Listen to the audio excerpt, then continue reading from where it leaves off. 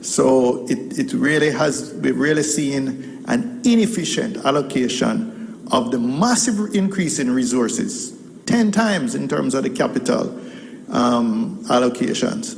And yet we're not seeing the results because the expenditure has not been in the priority areas.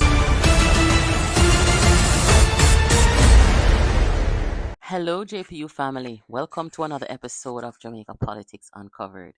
Guys, in the very beginning of this video, you hear the admission of Peter Bunting, shadow spokesperson on national security, that the government has been spending heavily on national security, on the security of the Jamaican people and for your safety. Yes, the government has been spending very heavily. So he said that maybe around 2021 or so. What Peter Bunting's argument at the time was, hey, the government is spending, but we're not seeing it. Well, we're in 2025 and homicides is down 39%. So I guess Peter Bunting talked a little too soon. Look at the amount of resources. And you know the people who are talking of $16 billion level of investment that we have been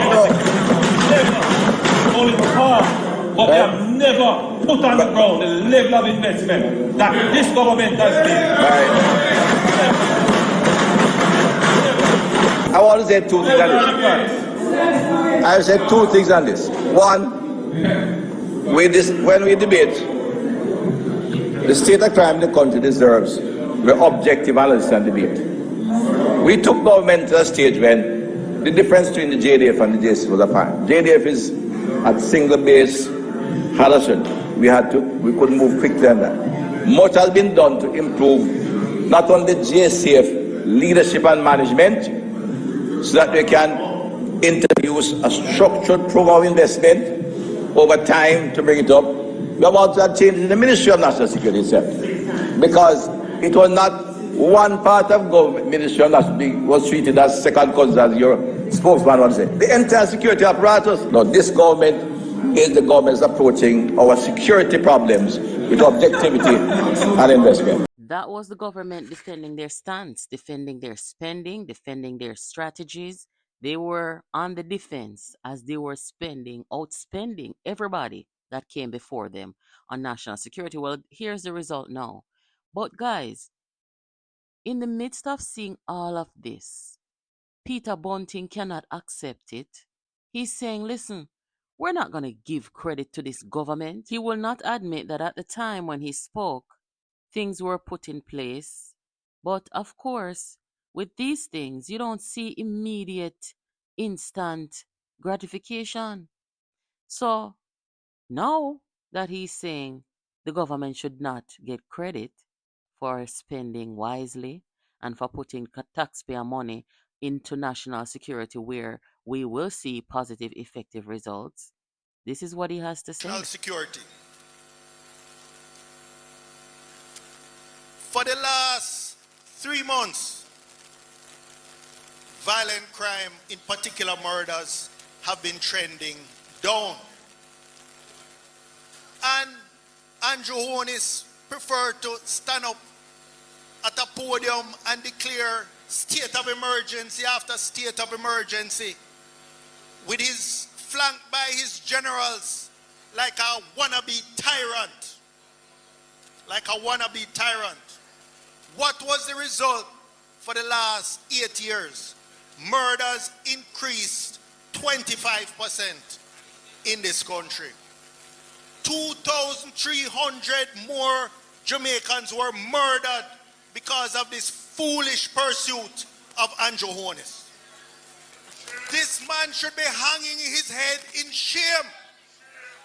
That is why I am saying he's not only playing the fool and playing the clown, but he has played with the lives of Jamaican people, and that is a shame and disgrace. And he must never be given a chance to go back to Jamaica House. But hear them talking about percentage. Percentage talking about coming down last year is like a man stab you with a 6-inch blade and him pull out back 2-inch. You're not going to thank him for that. This year, the first year, we're seeing real reductions, and it has nothing to do with Andrew Holness and the Labour Party. Can you believe Peter Bunting, guys? After he said the government was spending but it was not showing, and now that he sees it showing, he's going to say all of those things. And so disrespectful, so vile in his language. Anyway, listen to what Senator Morgan has to say to Bunting regarding his utterances about the crime in the country. While the cut and thrust of Jamaica's politics is intense and quite competitive, the opposition spokesman on national security and the PNP as a whole should recognize that there is honor in giving credit where credit is due. It cannot be that in instances where murders were trending upwards, the government and the portfolio minister in particular were ridiculed and vilified. But when murders and other major crimes are being reduced significantly, there is this vulgar and self-serving reluctance on the part of Peter Bunting and the opposition PNP to give credit where it is due by acknowledging the government's role in realizing the crime-fighting successes Jamaica is now registering. While the government does not look to the likes of Senator Peter Bunting and the opposition PNP for validation or any honest assessment of our efforts and performance, it is imperative that in a mature democracy, the intelligence of the public looking on is not insulted. The Jamaican people are discerning and they are fully aware that the considerable financial and policy support that have been provided to the JCF over the years by this Andrew Holness-led Jamaica Labour Party government are significant contributors to the successes being realized on the crime-fighting front.